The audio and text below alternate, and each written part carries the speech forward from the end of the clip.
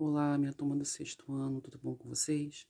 Então, novamente estou aqui para falar um pouquinho da nossa ideia, da nossa aula, voltando lá à aula anterior, tá? Sobre a questão dos calendários, voltando novamente a esse assunto dos calendários. Como é super importante situar vocês nessa questão do calendário e da contagem da história, tá? Os calendários, pessoal, em todas as sociedades, eles estão marcados pela questão da religião. Então, a religião, ela tem um papel fundamental na ideia do calendário. Então, os judeus, eles têm o calendário deles associado à religião, os muçulmanos, tá? Os cristãos. Então, a nosso calendário, ele segue o modelo cristão ocidental, ou seja, ele se baseia no nascimento de Cristo. Então, tudo que vem antes de Cristo, a gente chama de AC. Tudo que vem depois de Cristo, a gente coloca DC, depois de Cristo.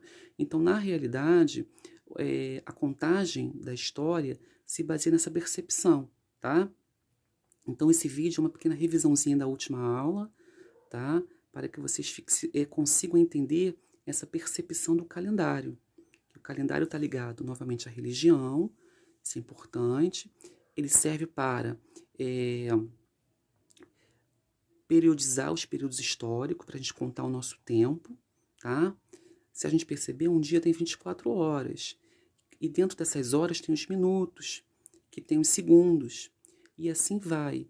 Por exemplo, um mês tem 30 dias. Um ano tem 12 meses. Uma década tem 10 anos.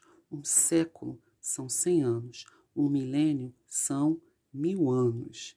Então, o nosso calendário, o tempo, nos dá a noção de nos situarmos, tá? Nos situarmos na história.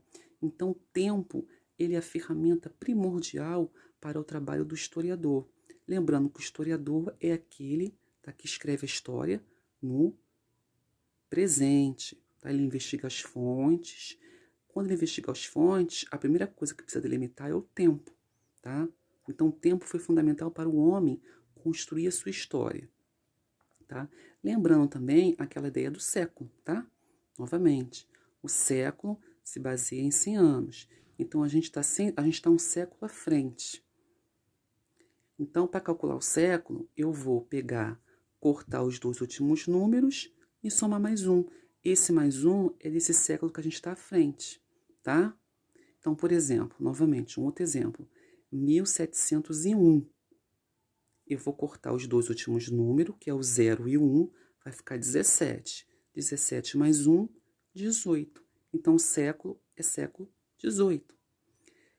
Quando ele muda, tá? Para 01. Mas se continua 0, eu não corto. Por exemplo, se eu tenho 1700, eu só vou cortar os dois zeros. Eu não vou somar mais um. Eu só vou somar mais um quando o ano, o final, não seja 00 ou 0. Então, por exemplo, o ano de 1700, eu cortei os dois últimos zeros, não vou somar nada. Então, vai ficar século 17. Agora, a partir de 1701, ou qualquer outro número que termine com 01, aí eu corto, e aí eu vou ter aí, eu vou somar.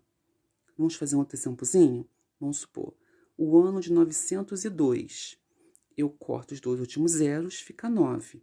9 mais 1, 10. Então, na realidade, o ano de 902 é o século 10, tá? Então, só recapitulando para que vocês possam entender aí a importância do calendário e da contagem da história, tá? A contagem do tempo na história, tá bom? Como ela é importante. Um abração.